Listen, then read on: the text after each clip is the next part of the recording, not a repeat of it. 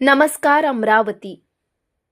देशातील 5 विधानसभा राज्याचं आता नुकताच मतमोजणी सुरू झालेली आहे. सकाळपासून मतमोजणी सुरू झालेली आहे. 3 राज्यामध्ये भाजपा आघाडीवर आहेत. प्रधानमंत्री मोदीसह अनेक नेत्यांच्या ठिकाणी मोठी सभा सुद्धा झालेली आहेत आणि ममता बॅनर्जी ज्यांचं आता पश्चिम बंगालमध्ये पिछाडीवर आहेत. आपल्यासोबत याच रुझानवर याच निकालावर जोडलेले आहेत राज्यसभा सांसद खासदार डॉक्टर अनिल बोंडे. सर, काय सांगाल या ठिकाणी आता 3 राज्यामध्ये आपलं भाजप आघाडीवर आहे? अतिशय आनंदाची गोष्ट आहे की पहिल्यांदा ममता बॅनर्जी आता घरी बसणार आहे आणि अतिशय सत्तेचा उन्माद होता.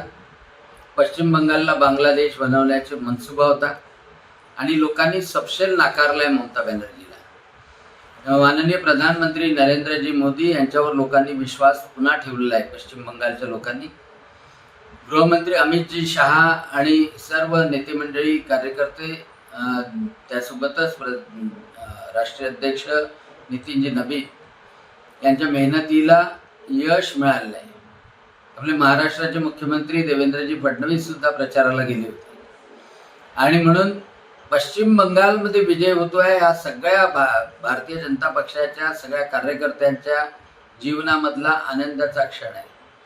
विकसित भारतासाठी हे महत्त्वाचं पाऊल आहे आणि त्यासोबतच अभूतपूर्व विजय आसाममध्ये हेमंत बिस्वा शर्मा यांच्या नेतृत्वामध्ये होतोय आणि पुदुचेरीमध्ये सुद्धा भारतीय जनता पक्षाचं जे सरकार होतं ते पुन्हा कायम राहणार आहे.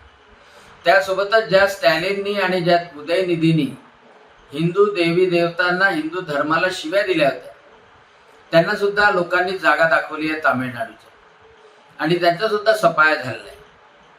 केरळमध्येही डाव्यांना बाजूला जावं लागलं. एकमेव सत्ता काँग्रेस राखू शकली, काँग्रेस येऊ शकली, परंतु तिथेही भारतीय जनता पक्षाला अस्तित्व दाखवता आलंय आणि म्हणून भारतीय जनता पक्षाचे 3 राज्यामध्ये म्हणजे एक जास्तीचं राज्य जे अतिशय महत्त्वाचं होतं पश्चिम बंगाल यामध्ये विजय झालेला आहे.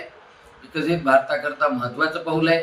पश्चिम बंगाल हा पश्चिम बंगालच राहील, बांगलादेश होऊ देणार नाही ही जी प्रतिज्ञा गृहमंत्री अमितजी शहा यांनी केली होती ती पूर्णत्वास आलेली आहे आणि त्यामुळं सर्व भारतीय जनता पक्षाच्या प्रत्येक कार्यकर्त्याला अतिशय मोठा आनंद झाला आहे आणि अभिमान सुद्धा वाटतोय आणि म्हणून पुन्हा पश्चिम बंगाल, आसाम आणि पुदुचेरी इथल्या विजयाकरता सर्व प्रधानमंत्री नरेंद्रजी मोदी, गृहमंत्री अमितजी शहा, राष्ट्रीय अध्यक्ष नितीनजी नबीन, मुख्यमंत्री देवेंद्रजी फडणवीस, मुख्यमंत्री हेमंत बिस्वा शर्मा आणि पश्चिम बंगाल, आसाम आणि पुदुचेरीमधल्या सर्व कार्यकर्त्यांचं, पदाधिकाऱ्यांचं मनपूर्वक अभिनंदन करतो.